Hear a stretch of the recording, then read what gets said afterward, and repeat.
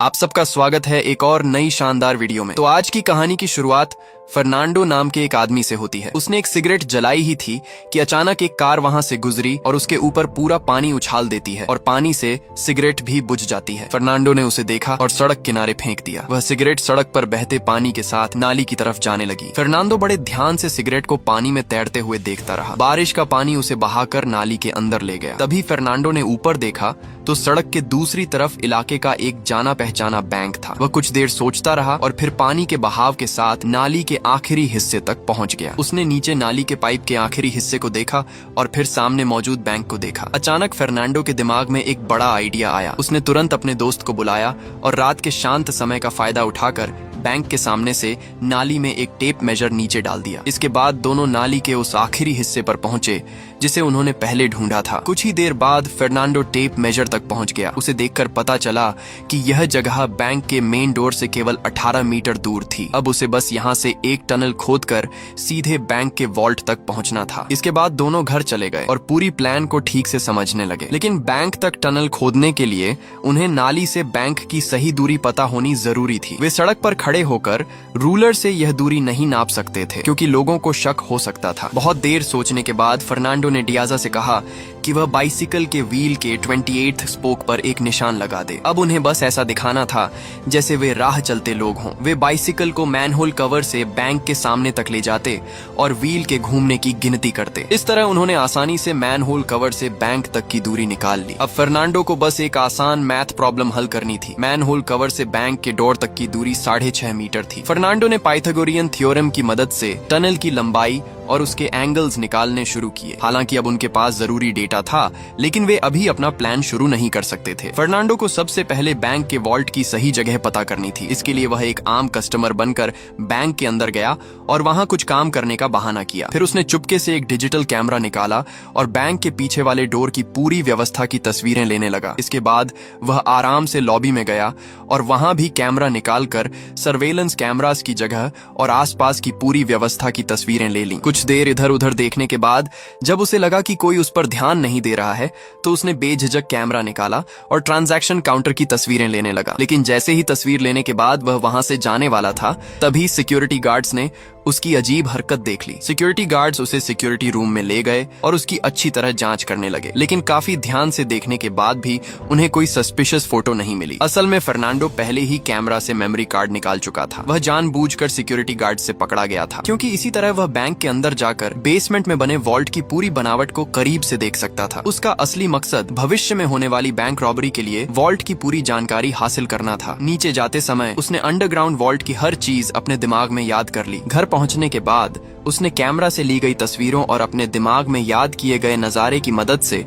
Vault का पूरा नक्शा बना दिया। लेकिन वॉल्ट के चारों तरफ मजबूत कंक्रीट की दीवार थी, इसलिए उनका पहला प्लान अब काम नहीं कर सकता था। फर्नांडो के बनाए नक्शे को देखकर उन्होंने फैसला किया कि दीवार के पास बने सिक्योरिटी रूम तक एक टनल खोदी जाएगी। प्लान तैयार होते ही उन्होंने काम शुरू कर दिया। एक ग्रुप जरूरी टूल्स लेकर नाली के अंदर जाता और जल्दी से पहले से निशान लगी एल्यूमिनियम प्लेट को भी नीचे ले जाता। ये जगह काफी गीली थी और यहाँ का कंक्रीट भी सामान्य जगहों के मुकाबले ज्यादा नरम था, इसलिए फर्नांडो की टीम के लिए टनल खोदना थोड़ा आसान था। लेकिन इसी दौरान घर पर फर्नांडो और उसके साथी एक और मुश्किल प्रॉब्लम के बारे में सोच रहे थे। अब सवाल ये था कि वॉल्ट के अंदर मौजूद सेफ्स को जल्दी से कैसे खोला जाए। डियाजा ने सुझाव दिया कि वे टूल्स की मदद से सेफ का लॉक तोड़ दें। एक सेफ को जबरदस्ती खोलने में सिर्फ 2 मिनट लगते थे, लेकिन वॉल्ट में ऐसे सैकड़ों सेफ्स मौजूद थे। इस तरह हर सेफ को हाथ से खोलना बहुत ज्यादा समय लेने वाला और थकाने वाला काम होता, इसलिए बाकी लोगों ने डियाजा के इस आइडिया को मानने से साफ मना कर दिया। तभी बीओएस ने कहा कि वे बैंक के वीकेंड ब्रेक का फायदा उठा सकते हैं। उसका कहना था कि वीकेंड में बैंक बंद रहेगा, इसलिए उनके पास सेफ्स खोलने के लिए ज्यादा समय होगा। लेकिन फर्नांडो को लगा कि वे बैंक के अंदर जितनी देर रहेंगे उनके पकड़े जाने का खतरा उतना ही बढ़ता जाएगा, इसलिए जल्दी सेफ खोलने का तरीका ढूंढना सबसे जरूरी था। फर्नांडो ने सुझाव दिया कि पहले सभी लोग सेफ के लॉक को अच्छी तरह समझें। इसके बाद उसने मारियो से कहा कि वह एक अमीर आदमी बनने का नाटक करे और 100 किलोमीटर के दायरे में आने वाली किसी बैंक ब्रांच में एक सेफ किराए पर ले। कुछ समय तक कोशिश करने के बाद आखिरकार उन्हें सेफ के लॉक की पूरी बनावट समझ आ जाती है। अब वे सेफ को जल्दी खोल सकते थे। सेबास्टियन ने उसी तरह के लॉक को खोलने के लिए एक खास मशीन तैयार कर दी। सब लोग इस बात से खुश थे, लेकिन दूसरी तरफ टनल खोदने वाले लोगों को काम रोकना पड़ा। उनके पास कोई खास डिगिंग मशीन नहीं थी, इसीलिए वे बनाए गए नक्शे के हिसाब से टनल नहीं बना पा रहे थे। मारियो ने वाटर लेवल खरीदने का सुझाव दिया, लेकिन फर्नांडो ने तुरंत मना कर दिया। असल में उसने अपनी पत्नी से छिपाकर जो थोड़े पैसे बचाए थे वे भी बहुत पहले खत्म हो चुके थे। अब उनके पास कोई आसान रास्ता नहीं था। जब सभी लोग सोच रहे थे कि अब क्या किया जाए,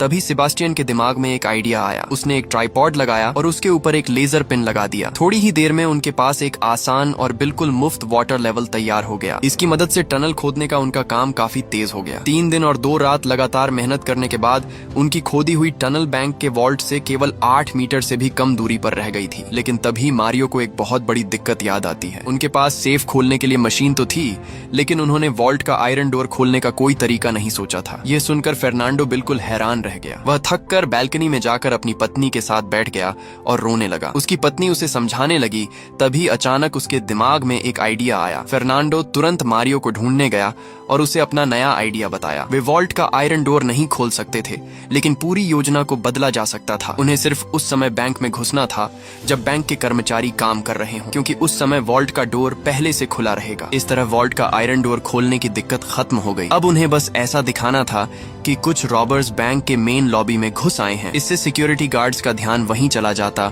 और बाकी लोग टनल के रास्ते वॉल्ट में पहुंच जाते। फर्नांडो की बात सुनते ही मारियो ने सिर हिलाकर अपनी सहमति दे दी। इसके बाद मारियो और डियाजा ने अपनी उंगलियों पर ग्लू लगाया और काली हैट्स पहन ली। उन्होंने वह वाटर गन उठाई जो उन्होंने अभी बच्चों से ली थी और सीधे बैंक की तरफ भागे। 1 मिनट से भी कम समय में इन रॉबर्स ने पूरे बैंक को अपने कब्जे में ले लिया, लेकिन उन्होंने जानबूझकर सर्वेलेंस रूम में मौजूद एक सिक्योरिटी गार्ड को नजरअंदाज कर दिया। यह देखकर सिक्योरिटी गार्ड ने जल्दी से पुलिस को कॉल कर दिया। रॉबर्ट्स को यह पता चला तो वे गुस्सा नहीं हुए, बल्कि बहुत आराम से उससे फोन देने के लिए कहा। फिर उन्होंने सिक्योरिटी गार्ड की गन से मैगजीन निकाल दी और गन वापस उसे दे दी। इस समय पुलिस बैंक के बाहर चारों तरफ खड़ी थी, लेकिन रॉबर्ट्स अभी भी बिल्कुल शांत थे। उन्होंने बैंक का बैक डोर बंद कर दिया और फिर फ्रंट डोर खोल दिया। इसके बाद उन्होंने सिक्योरिटी गार्ड को बाहर धकेल दिया। उनकी इस हरकत से पुलिस वाले भी उलझन में पड़ गए, लेकिन जैसे ही बैंक का मेन डोर बंद हुआ, वैसे ही इतिहास की सबसे कूल बैंक रॉबरी शुरू हो गई। सबसे पहले रॉबर्स ने ग्राउंड फ्लोर की दोनों मंजिलों पर मौजूद स्टाफ को अपने कंट्रोल में लिया। वहीं बाकी लोग बेसमेंट में बने वॉल्ट की तरफ चले गए। उन्हें बस सेफ को हल्का सा धक्का देकर बाहर निकालना था। तभी मजबूत दीवार में अचानक एक छेद दिखाई दिया। असल में ये वही टनल थी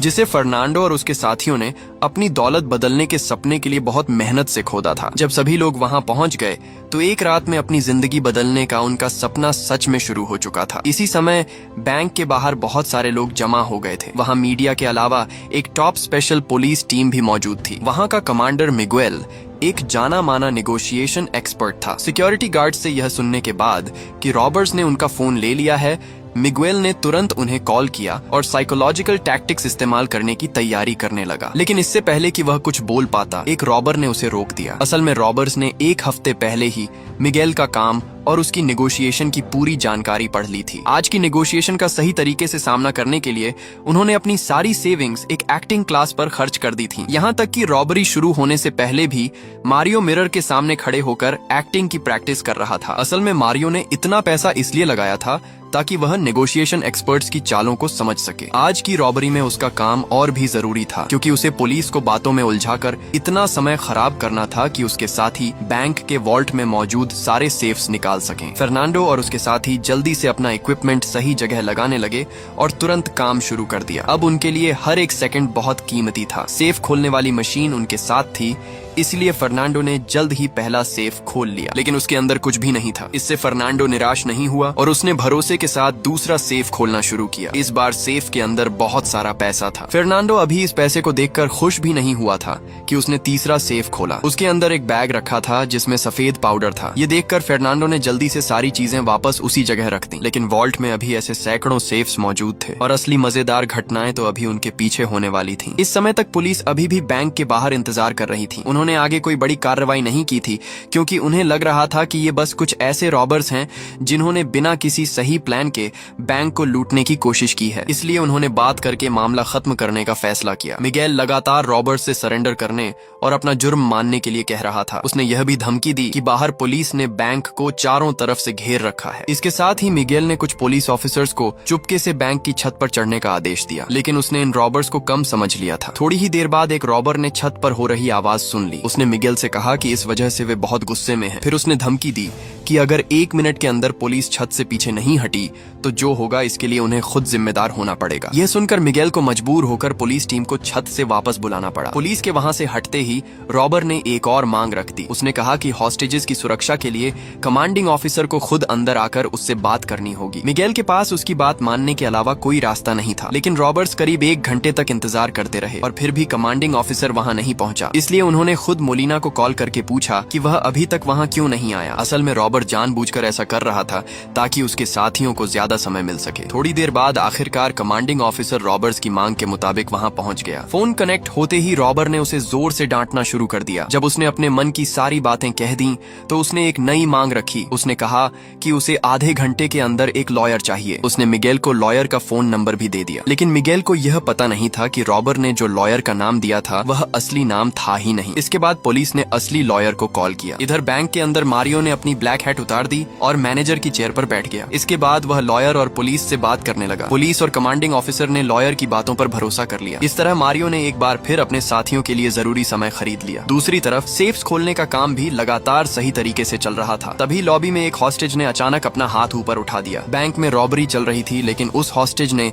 अपना लेफ्ट हैंड ऊपर करके कहा कि उसे एक जरूरी काम करना है। रॉबर ने उसकी बात सुनी और बड़े आराम से उसे कॉर्नर में रखे प्लांट पॉट के पास जाने को कहा, लेकिन उसके पास ही एक रॉबर खड़ा था, इसलिए वह आदमी थोड़ा घबरा गया। यहाँ तक कि रॉबर को अपने साथी से कहना पड़ा कि वह उस आदमी को लगातार घूरता न रहे। अचानक 1 मिनट से भी कम समय में जमीन पर लेटे उस आदमी ने फिर अपना हाथ उठाया और दूसरी बार बाथरूम जाने की परमिशन मांगी। इस बार रॉबर ने उसे सीधा बाथरूम जाने दिया। रॉबर के हाथ में मौजूद गन को अपने सामने हिलते हुए देखकर वह आदमी डर से बिल्कुल जम गया। उसे बिल्कुल उम्मीद नहीं थी कि रॉबर उसके साथ ऐसा व्यवहार करेगा। फिर उस समझदार रॉबर ने अचानक बैंक का मेन डोर खोला और उस आदमी को बाहर जाने दिया। मिगेल तुरंत उसके पास पहुंचा और उससे पूरी सिचुएशन के बारे में पूछने लगा, लेकिन वह आदमी इतना डर गया था कि उसके मुंह से एक शब्द भी नहीं निकल रहा था। उसके डर के कारण उसकी पैंट्स भी गीली हो चुकी थी। हॉस्टेज को इस तरह अचानक बाहर छोड़ते देखकर मिगेल को समझ नहीं आया कि आखिर क्या हो रहा है। असल में यह सब पुलिस का ध्यान भटकाने के लिए किया जा रहा था। इसी दौरान फ्लोर पर छिपे स्नाइपर ने भी एक ऐसी चीज देखी जिस पर उसे विश्वास नहीं हुआ। बैंक के अंदर एक रॉबर के हाथ में बर्थडे केक था और वह बहुत ध्यान से उसमें कैंडल जला रहा था। असल में आधे घंटे पहले उस रॉबर ने एक 80 साल की महिला को यह कहते सुना था कि आज उसका बर्थडे है, इसलिए रॉबर्स ने उसके लिए बैंक के अंदर ही बर्थडे सेलिब्रेशन कर दिया। यहाँ तक कि रॉबर ने वहाँ मौजूद एक हॉस्टेज को उस महिला के लिए हैप्पी बर्थडे का गाना गाने की धमकी भी दी। इसके बाद उस पोलाइट रॉबर ने उस बूढ़ी महिला को सुरक्षित तरीके से बैंक से बाहर निकाल दिया। यह पूरा नजारा देखकर एक्सपीरियंस्ड कमांडिंग ऑफिसर भी समझ नहीं पा रहा था कि वह इन रॉबर्स के साथ क्या करे। उसे बार बार लग रहा था कि ये रॉबर्स किसी भी काम को आम तरीके से नहीं कर रहे हैं, लेकिन फिर भी उसे उनके खिलाफ कोई सस्पिशियस बात नहीं मिल रही थी। दोस्तों, अगर आपको अभी तक फर्नांडो की यह पूरी चालाकी मजेदार लग रही है तो वीडियो को लाइक कर देना और कमेंट में बताना कि आपको इन रॉबर्स का सबसे स्मार्ट मूव कौन सा लगा। और अगर कहानी पसंद आ रही है तो चैनल को सब्सक्राइब करना मत भूलना, क्योंकि असली खेल अभी बाकी है। मारियो और बी की मदद से पुलिस का समय बर्बाद होता रहा और फर्नांडो को सेफ्स खोलने के लिए और ज्यादा समय मिल गया। लेकिन अब उनके सामने एक नई प्रॉब्लम आ गई। सेफ खोलने वाली मशीन लगातार चल रही थी और उससे बहुत ज्यादा हीट निकल रही थी। मशीन को समय पर ठंडा नहीं किया गया था, इसीलिए अब वह कुछ समय के लिए इस्तेमाल करने लायक नहीं रही। उनके पास इंतजार करने के अलावा कोई दूसरा रास्ता नहीं था। तभी सभी रॉबर्स की अलार्म क्लॉक्स एक साथ बजने लगी। इसका मतलब साफ था कि अब उनके निकलने का समय हो चुका था। प्लान के हिसाब से अब उन्हें बैंक से बाहर निकलना था, लेकिन अभी भी बहुत सारे सेफ्स खुले नहीं थे। इस समय वापस जाना थोड़ा दुख की बात थी, लेकिन फर्नांडो ने लालच नहीं किया। उसने बिना समय गंवाए सभी को प्लान के मुताबिक पीछे हटने का आदेश दे दिया। आदेश मिलते ही फ्लोर पर मौजूद रॉबर ने गन निकाली और हॉस्टेजेस को अपनी जगह पर चुपचाप रहने के लिए कहा। नीचे मौजूद लोग भी अपना सामान समेटने लगे और बैग्स को टनल के अंदर ले जाने लगे। इसके बाद 3 रॉबर्स जल्दी से टनल के अंदर घुसे और हर मनी बैग को टनल की ढलान पर रखकर नीचे की तरफ स्लाइड कर दिया। नीचे मौजूद उनका साथी उन बैग्स को उठाता गया और जल्दी से उन्हें बोट में रखने लगा। टनल में सबसे आखिर में जाने वाले 2 लोग पीछे का पूरा सीन साफ करने की जिम्मेदारी संभाल रहे थे। सब कुछ साफ करने के बाद दोनों ने कैबिनेट को वापस खींचकर टनल के एंट्रेंस को ढक दिया और मौका मिलते ही वहां से पीछे हट गए। लेकिन बैंक के बाहर मौजूद पुलिस अब बहुत ज्यादा परेशान हो चुकी थी। पुलिस अब पूरी तरह एक्शन मोड में आ चुकी थी। कमांडिंग ऑफिसर ने यहाँ तक कि एक स्पेशल टीम को बैंक के ड्रेन आउटलेट पर निगरानी रखने के लिए भेज दिया था। आखिरकार ऐसा लगा जैसे रॉबर्स बैंक से गायब ही हो गए हों। उनके निकलते ही पुलिस जल्दी से बैंक के अंदर पहुंची, लेकिन वहां उन्हें सिर्फ हॉस्टेजेस जमीन पर चुपचाप लेटे हुए दिखाई दिए। रॉबर्ट्स का कहीं कोई पता नहीं था। एक्सपीरियंस्ड कमांडिंग ऑफिसर ने बैंक की अच्छी तरह जांच शुरू की। कुछ देर बाद उसे जमीन के नीचे मौजूद निशान दिखाई दिए। उसने अपने साथियों को बुलाया और आयरन कैबिनेट को एक साथ धक्का देकर हटाने को कहा। कैबिनेट हटाते ही दीवार पर बना टनल का रास्ता दिखाई दे गया। मिगेल को पूरा भरोसा था कि अब वह रॉबर्ट्स को पकड़ लेगा, क्योंकि उसने पहले ही स्पेशल टीम को ड्रेन के आउटलेट पर तैनात कर दिया था। लेकिन उसे बिल्कुल अंदाजा नहीं था कि फर्नांडो उस रास्ते से बाहर जाने के बजाय पानी के बहाव के उलट दिशा में जाने वाला था। फर्नांडो और उसके साथी टनल के अंदर गहराई की तरफ जाने लगे। कुछ ही समय बाद वे ड्रेन के नीचे वाले हिस्से में पहुंच गए। वहां उनके साथी काफी देर से उनका इंतजार कर रहे थे। उसने जल्दी से कार का डोर खोला और अंदर चला गया। फिर उसने कार के नीचे का हिस्सा खोला और मैनहोल कवर को उठाने की कोशिश करने लगा। इसी तरह उनका एस्केप रूट तैयार हुआ था। सभी लोग कार के अंदर पहुंचने का इंतजार करने के बाद आखिरी आदमी ने उनके सपनों को बदलने वाले बैग्स को ऊपर लाने की जिम्मेदारी संभाली। मशीनरी की मदद से उन्होंने जल्द ही सारे बैग्स कार के अंदर पहुंचा दिए। इसके बाद उन्होंने मैनहोल कवर को पहले की तरह वापस बंद कर दिया। इस तरह उनकी बैंक रॉबरी सक्सेसफुली खत्म हो गई। इस तरह फर्नांडो और उसके साथियों ने एक ऐसी चोरी को अंजाम दिया जिसे सुनकर शायद किसी को यकीन भी न हो। उन्होंने न सिर्फ बैंक से करोड़ों रुपए लूटे, बल्कि एक ऐसी टनल और एस्केप रूट बनाई जिसकी किसी को भनक तक नहीं लगी। लेकिन असली सवाल ये है कि क्या उनकी ये कामयाबी हमेशा के लिए कायम रह पाएगी? यही थी इस फिल्म की पूरी कहानी। उम्मीद है आपको ये मूवी पसंद आई होगी। अगर आपको वीडियो पसंद आई हो तो एक लाइक जरूर करना, और अगर आपको ऐसी ही शानदार मूवी रिकैप वीडियो पसंद है तो चैनल को सब्सक्राइब जरूर करना और बेल आइकॉन दबाकर नोटिफिकेशन भी ऑन कर दें, ताकि आने वाली कोई भी वीडियो आपसे मिस ना हो। वीडियो देखने के लिए आपका बहुत बहुत धन्यवाद। मिलते हैं अगली शानदार कहानी के साथ।